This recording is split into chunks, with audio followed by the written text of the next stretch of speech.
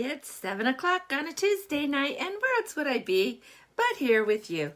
DJ Studs here with Little Arts Academy USA. And today we are talking about listening. You know, so much of our time, especially around the holidays, we are trying to do all these things for the kids, right? And we want them to be happy and have these magical, wonderful experiences. And yet, how often do we take the time to really sit down and listen to what they want out of the holiday? Or maybe we just need to help them see that they're extra tired or they're overwhelmed. You know, so many changes come during these holiday times. And so we're looking at maybe the lights and the parties and the extra people coming in and out. Way too much sugar. I know all about that, right? And so there's just a lot of things that are going on. Changes at school and they're fun changes. These are all fun things. But the reality is even change for good is change. And that's the key word, is change. And so a lot of times our kids are a little overwhelmed with all of the changes that are around them, all the decorating and all of this and that. Well, today, I guess actually yesterday, we dropped an episode. It's episode 75, and it is with, if some of you probably heard of him. His name is Douglas Noll, which is hysterical. My dad's name is Douglas Noll Benyon, and so we had a big laugh about that. But his name is Douglas Noll, and he is an attorney turned peacemaker. But he is very well known in he's helped government agencies, he's helped big corporations, and then he's helped teachers and families as well. So he goes all over the spectrum about how to end arguments and how to be able to move forward. And the biggest thing I think that he really talked about is something called affect, what is it called? Affect listening. Or labeling, sorry, I knew it was an L word. But so it's called affect labeling. And what that means in just layman's terms is the ability to name and express the emotions that you're feeling. Most often it goes with negative emotions, but it helps with positive as well. And that's not something that we're born knowing how to do. And we have to be taught that. And in fact, we see a lot of adults that are out there. I have worked with many of them who don't really have, they know they're upset, but to really sit down and look at the core of what is going on inside is not something that they've learned.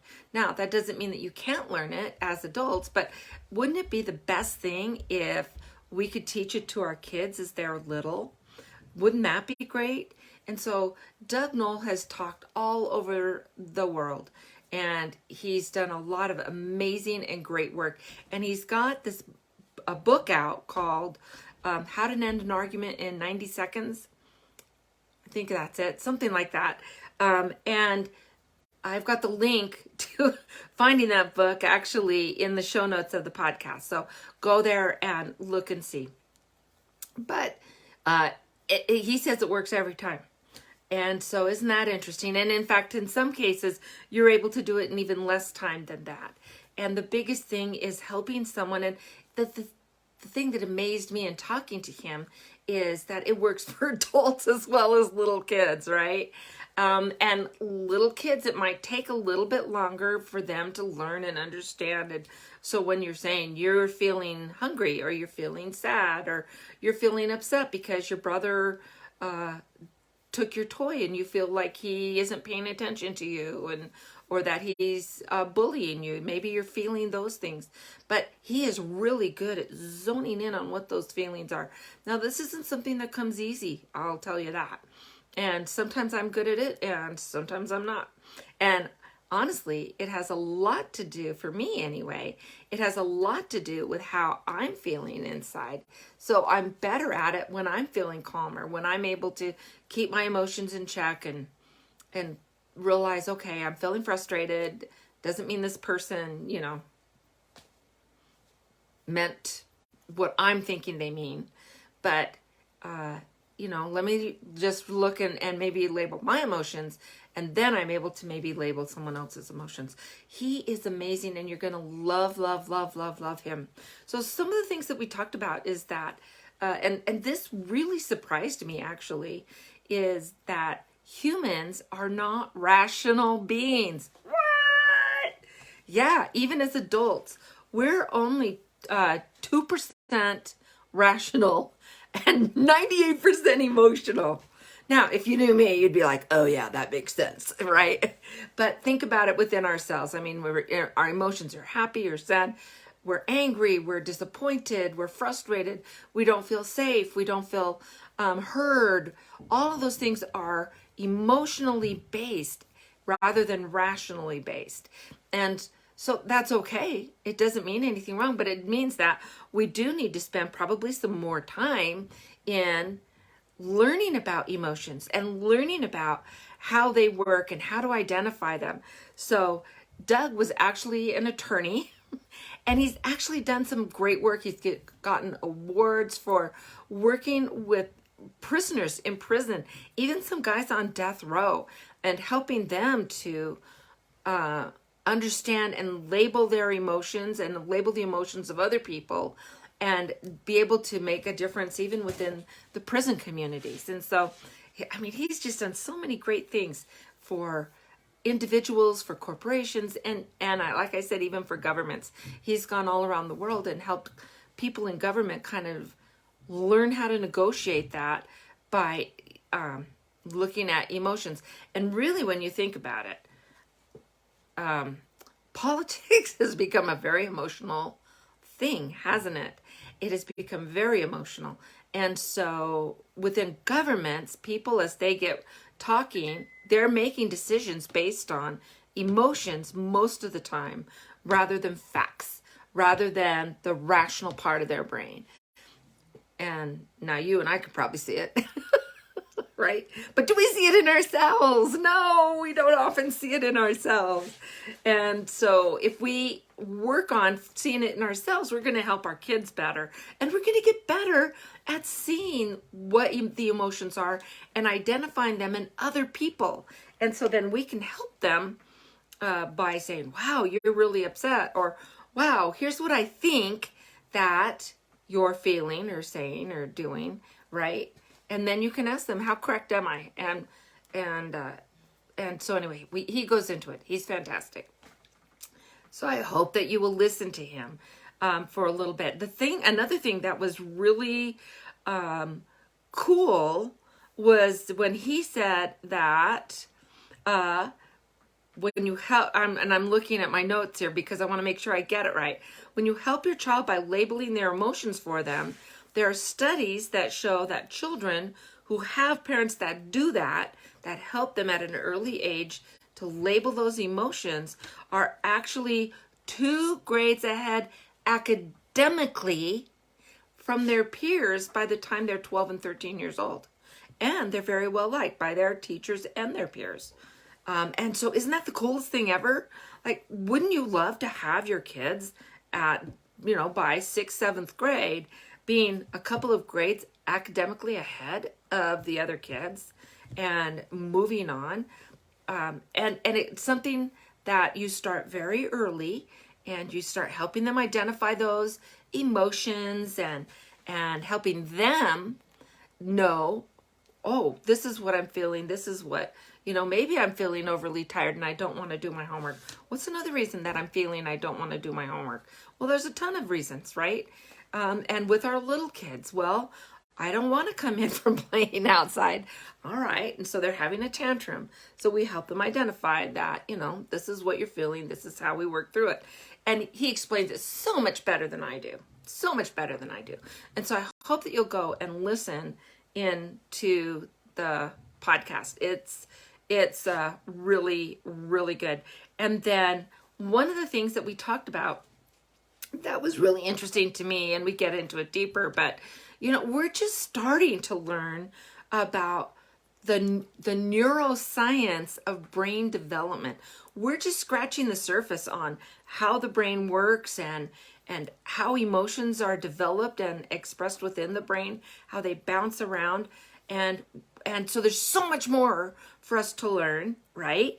And isn't it exciting to be at a time where these doors are kind of opening and we're understanding so much more about what's going on inside our brain, and then what that affects with personalities and how we interact with that, and how do we learn, and how do we survive, really, right? And make the world around us into what a place where we can thrive, where we can be of help, and we can still be different from, you know, our sibling or our neighbor or a coworker. We have different skills and different abilities, and how does that all work? And so there's so much more to come, and isn't that exciting? For me, it's exciting anyway. And so one of the things that he suggested is, and he said you can find these online, but you want to be, because some of them are all just trying to sell you something, right? But there are a lot of free ones that are out there, he said, that are actually pretty good. And it's called an emotional assessment. So taking an emotional assessment online will kind of help you see where your emotional understanding of yourself is. How much do you know about your own emotions and how they are working? And then how are you at identifying the emotions of those that you're around? And so maybe that's something that you could do just for fun. You know, you and your spouse sit down and do it and see, you know, how you're doing. And there's no, like, you know, high score, low score, or whatever. It's just like, oh, wow, this is where you are. That makes a lot of sense. And now I understand how to move forward with you a little better. Or this is where I am, you know, and maybe I need to do some more research and figure out how to make it all come together for me, so that then I can be a benefit to those around me and to myself as well. So those are some really cool things that we were talking about. And I loved having it, you know, at the holiday time, because we do sometimes forget to check in with ourselves and with our spouses, with our kids, with the people that we're working with, and see what's going on with them, because emotions do get very heightened at the holidays. So I have a son that's a cop. Yeah, if you've been listening much, you know that. And we've talked a little bit about how crime goes up, and it's emotional crime that goes up. So it's, you know, family arguments and abuse, spousal abuse. People are drinking more, right? To manage, kind of to self-medicate and manage the stress of what's going on through the holidays. So with that in mind, though, guess what? So on Monday, we're dropping our next episode, and this is with, her name's Reagan Mitten, and I brought her on because she's my niece. But that's not why I brought her on. I brought her on because she is in the middle, well, she's at the end. So she's in her final year of getting her master's in family and couples therapy. But she took this current semester off, because she just had her second baby. So she's got a little one that just turned 4. She's got a brand new little girl that is just adorable. And she's got a husband that's a cop. So his schedule's all off, and kind of exciting. And then her husband also spends time volunteering with teens and youth in the community. So they're both involved in, you know, a lot of service oriented with the therapy, as well as with, you know, being a first responder.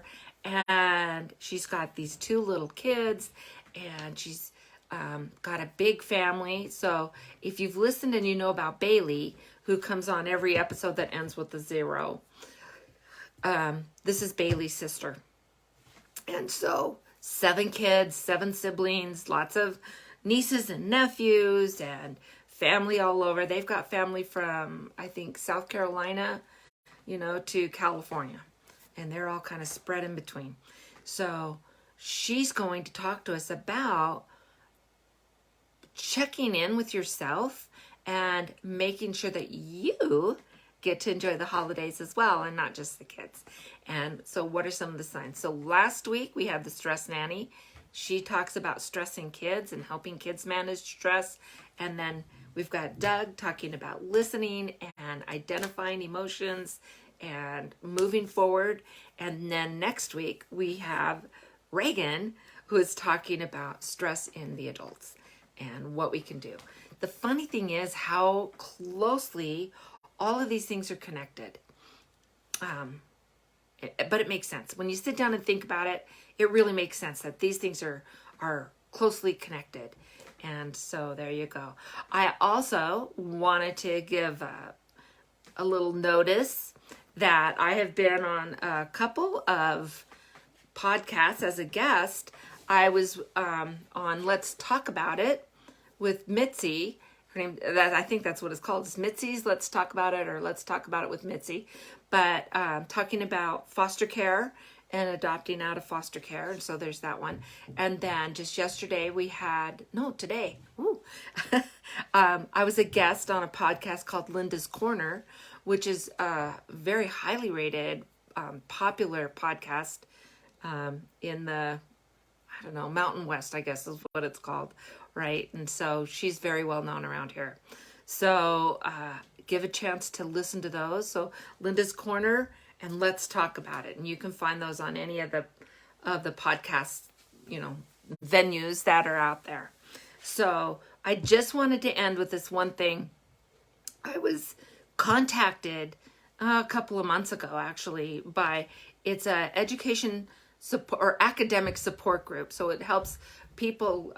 You're starting at tweens, so starting generally at junior high and up through college, and they have like winter camps and summer camps that are online. They have support and classes that you can take to enhance your education and your knowledge. They have things like public speaking and writing and all of these things from, like 7th grade on through college, so different levels. But they contacted me and asked me if I would be interested in, for their winter camp program, I guess, putting together a certified babysitting program, babysitting basics kind of a thing. Oh my goodness, sorry. But of course I was interested. And so we've got this going on, and I'm going to put the link to register if you want. So if you have a kiddo that is interested in being a babysitter and wanting to do a good job, this is a great program. So there's 4 classes, 4 nights in a row, 19, 20, 21, and 22 of December. And we're going to be talking about like what to expect and what are the developmental stages of infants. We'll go to toddlers, preschoolers, and then elementary age kids. We're also going to talk about how to manage arguing and if the kids aren't following through on what we need them to do. We're also going to be talking about some basic first aid, what to do if there is some kind of an emergency, like the power goes out or a big storm hits, or, God forbid there's a police action in the neighborhood and everything gets shut down. If that happens, they can't get out, and you as the parent can't get in to, get with your kids because they've got it shut down. So we're going to talk about all of those things as well. But then what kind of makes us different, I think, is we're actually going to help the kids, boys and girls, look at babysitting as their own business, how to be an entrepreneur and address it as a business. And so we're going to help them look at how to get safe clients to work for, how to get repeat business, and how to be prepared for the things that we want to do with the kids, so that when we come in and they see, oh, you've got your babysitting bag, and oh, you have this form that you want me to fill out, they see that you're taking it very seriously, and you will take it more seriously.